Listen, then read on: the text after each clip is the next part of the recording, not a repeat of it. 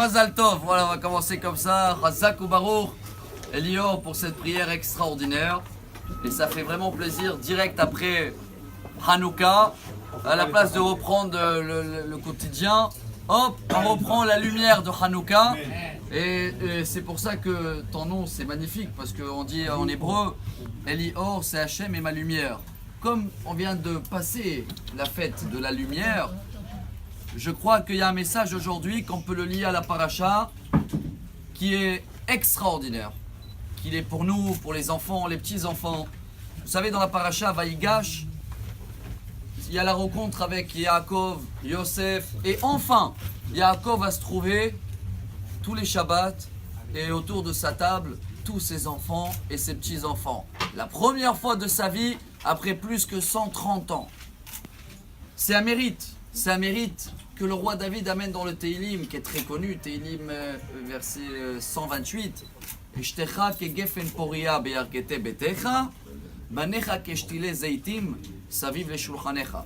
Si on veut réussir que tous les enfants sera autour de notre table comme des olives, parce que l'olivier c'est connu, les olives ils tombent juste autour de l'arbre.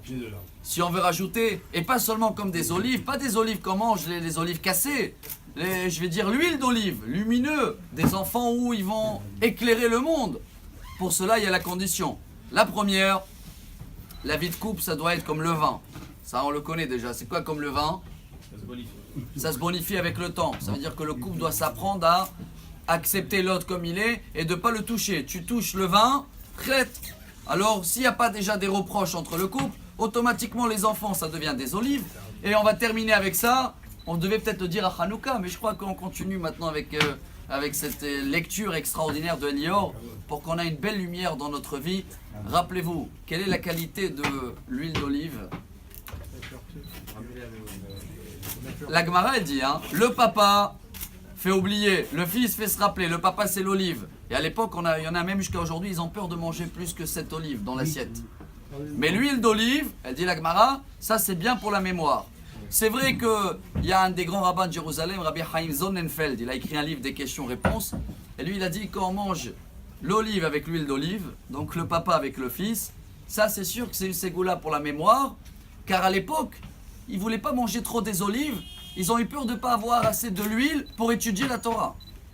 Car c'était ça, il n'y avait pas d'électricité. Donc ils ont dit on mange moins d'olives, comme ça on va avoir beaucoup de lumière pour étudier la Torah. Ce qui veut dire, le plus beau message, la lumière de la Torah, le nahat, les enfants autour de la table, la lumière c'est que la Torah. C'est des choses authentiques, depuis 3000 ans ils sont les mêmes. La même filine, la même Torah, la même lecture, les mêmes airs. Ça c'est quelque chose qui autour de notre table va améliorer notre vie et va nous amener Bezrat Hashem de la lumière, même après Hanouka et pendant toute l'année.